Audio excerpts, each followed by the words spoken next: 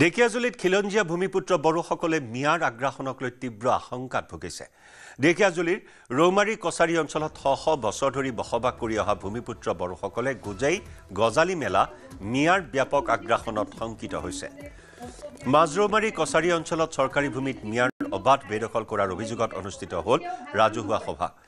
মাজৰৌমাৰী কছাৰী অঞ্চলত অনুষ্ঠিত ৰাজহুৱা সভাত এপছু, বিশ্ব হিন্দু পৰিষদ, বজৰং দল, বাঙালী ফেডাৰেশ্যনৰ বিষয়ববীয়া আৰু অঞ্চলটোৰ ভূমিপুত্ৰ বড়ো ৰাইজে অঞ্চলটোত হোৱা বেদখল শীঘ্ৰেই মুখ্যমন্ত্ৰীক উচ্ছেদ কৰিবলৈ দাবী জনায়। ইপিনে অঞ্চলটোত আন এক ভয়ংকৰ তথ্য পোহৰলৈ আহিছে।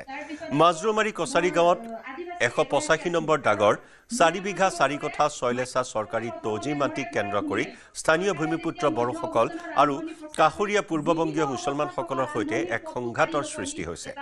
মাজৰৌমাৰী কছাৰী খেলপথাৰৰ নামত একাংশ মিয়া সম্প্ৰদায়ৰ লোকে জালিয়াতিৰ আশ্ৰয় লৈ গাঁও প্ৰধানৰ পৰা প্ৰমাণপত্ৰ লৈ বসুন্ধৰা 3ত সেই মাটি নামজাৰিকৰণৰ বাবে আবেদন কৰিছিল। অভিযোগ অনুসৰি সেই খেলপথাৰৰ মাটিতেই মদিনা মছজিদৰ নামত মাটি আৰু মছজিদো সাজিছে। ইফালে এই খেলপথাৰৰ কাষত থকা চৰকাৰী ভূমিত বিভিন্ন ঠাইৰ পৰা অহা মিয়া সম্প্ৰদায়ৰ লোকে বেদখল কৰাৰো অভিযোগ উত্থাপন হৈছে। বড়োসকলৰ দখলত থকা খেলপথাৰৰ মাটি চক্ৰান্তৰে মিয়া সম্প্ৰদায়ৰ লোকে হস্তগত কৰাৰো গুৰুতৰ অভিযোগ উত্থাপন হৈছে।